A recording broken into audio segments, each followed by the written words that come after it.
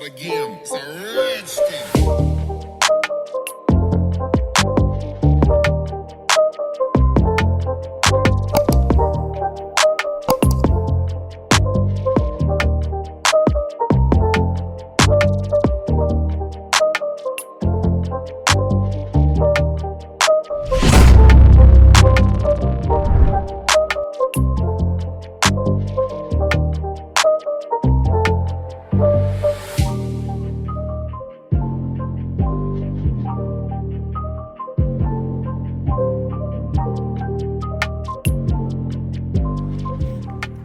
Yo, what's going on YouTube? It's your boy Siz, back again with another episode. But before we get to it, please make sure that you like, comment and subscribe to the channel.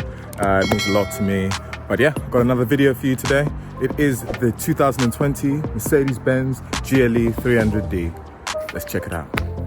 Hey guys, gonna take you on the outside of this 2020 Mercedes-Benz GLE300d Premium. Not Premium Plus, it's Premium.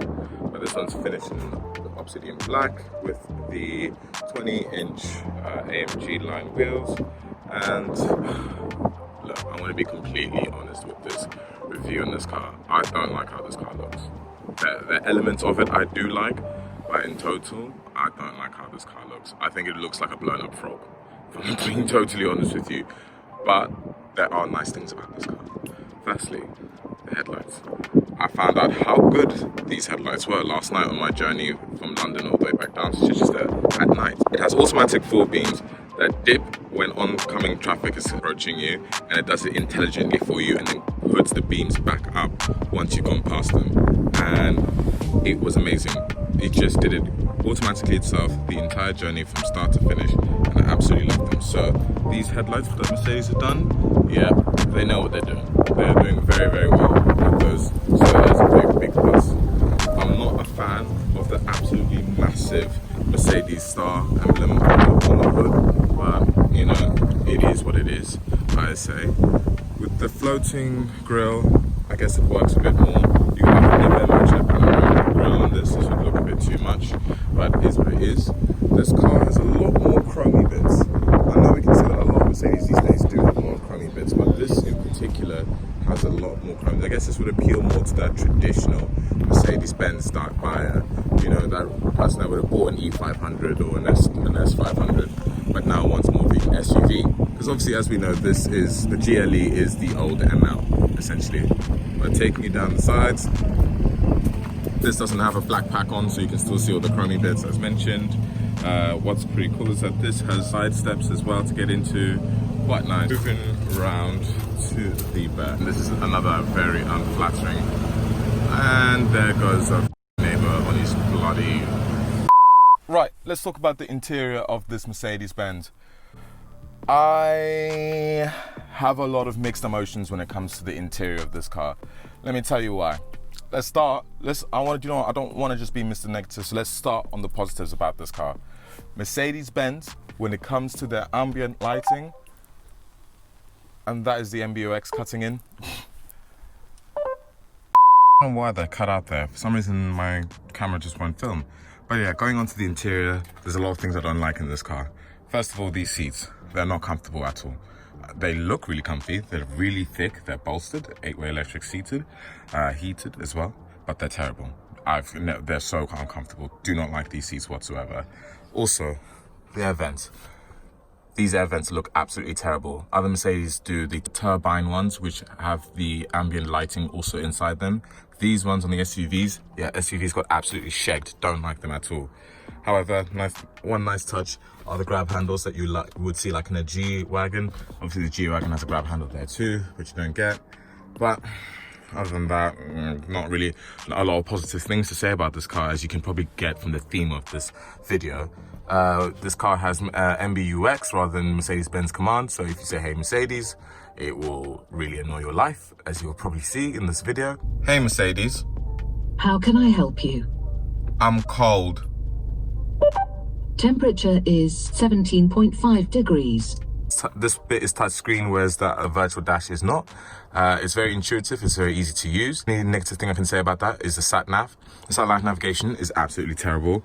I was in northwest London trying to get to southeast London, and it was telling me to use a route which would have taken me an hour 45 minutes according to that system. However, when I put into Apple Maps, which we all know isn't even the best one, was telling me that it was going to take me 45 minutes. So Mercedes-Benz sorted out. The ambient lighting though is very cool in here.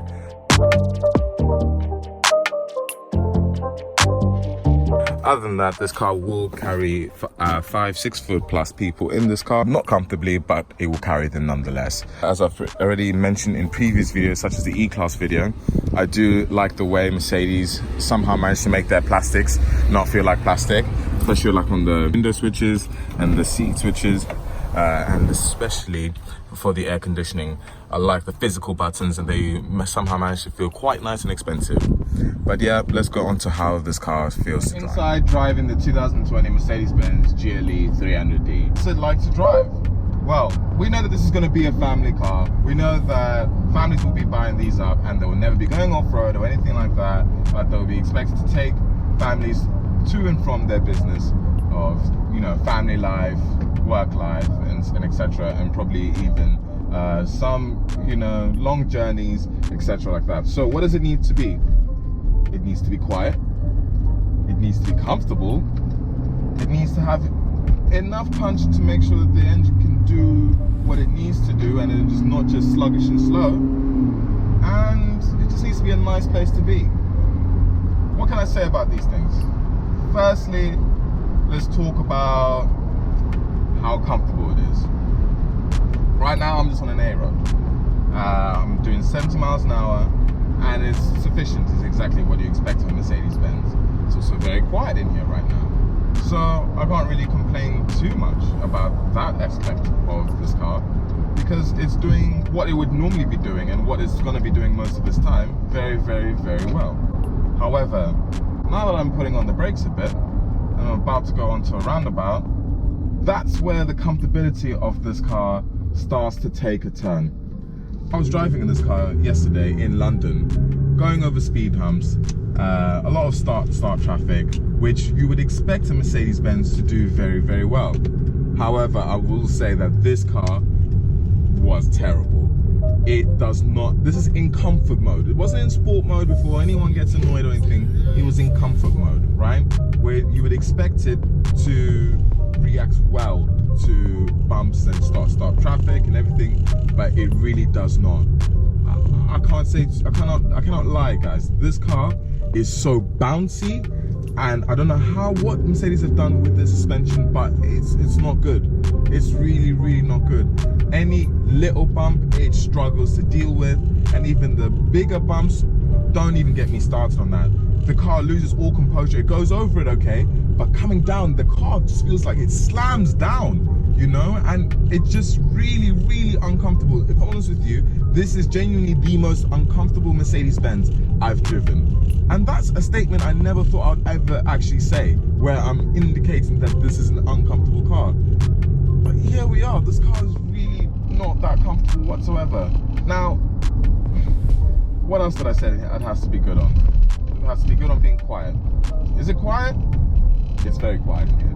The Mercedes-Benz GLE does very well at that.